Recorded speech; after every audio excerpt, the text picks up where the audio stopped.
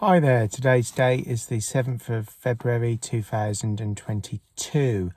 Apologies everyone, but there's been a few things have happened since I did my last video, and hence why there's been a delay.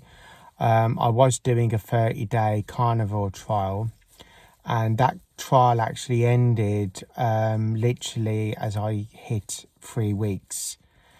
Why did I end it early? Well, number one, I developed quite a nasty cold, and I was starting to feel quite breathless. Whether that's because I had COVID a year prior, I don't know. But I also started to get coccyx pain, which I'd had historically, which I thought I was rid of, started to rear its ugly head again. Plus, I also was losing an enormous amount of weight on the carnivore diet. In fact, I lost about 1.2 stone.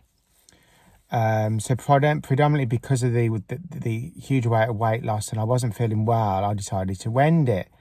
Whether that's a coincidence with me having a cold, I don't know. I don't normally get colds very often. But I don't know, it's something really to reflect on. I did have some blood tests though done a day or two after I did stop the carnivore diet, and that these tests will be checking my cholesterol, my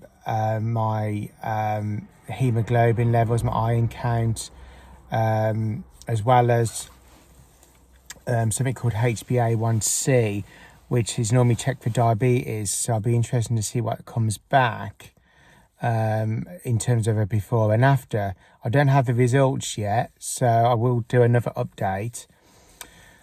But in reflection, is the carnivore diet worth doing?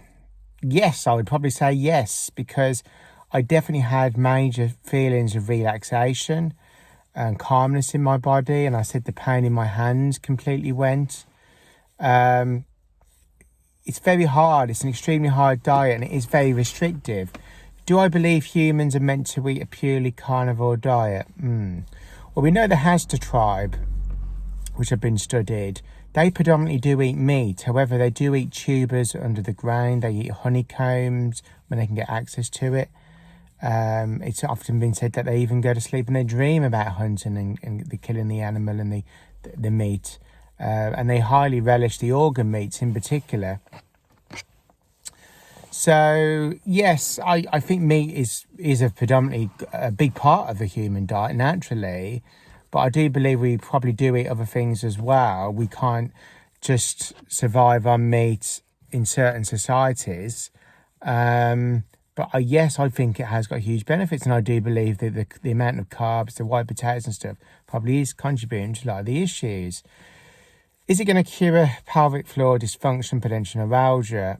Probably not, but it will probably help in the sense of it does cause a calmness in the body. And I felt at times the calmness was as equal as to taking a drug. And we must applaud that. If that does help, it helps in that manner. I also, since I've done this video, I've recently been back to see a top pelvic physio who originally diagnosed me, and I've not been back there since she diagnosed me 2.5 years ago. The reason I went back there, and this was in Birmingham, was to have a pelvic floor ultrasound. Now, no one's been able to offer me this, be it on the NHS or privately, places where I've been. And I was allowed to film it.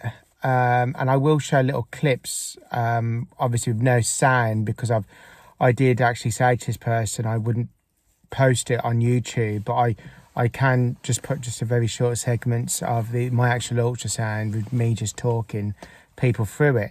But basically it showed there was absolutely no movement of my pelvic floor. For example, when I try and stop wind passing or try and pretend I'm opening my bowels during the ultrasound, absolutely nothing. And this individual then showed me doing the ultrasound on herself to show the comparison of what a healthy pelvic floor should look like. And mine is literally just solid. And that bony sensation when she did the internal examination, she said is because there's huge amounts of tension there. And she did acknowledge that the breathing exercises wouldn't do anything purely because it's too constricted there. Now, obviously, I've done DCT, so it's interesting, obviously, that the pelvic floor is in this state, even after having done DCT for a year. Obviously, I don't have any before and after to show anyone. Even though DCT did help me in certain ways, it then caused problems and injuries in others. So yeah, this is just a very quick update. And obviously, once I've got the blood test, and I'll show some very short clips of the ultrasound, so just people get an idea what a healthy pelvic floor should look like, then I will do another update. So yes, please, don't miss that.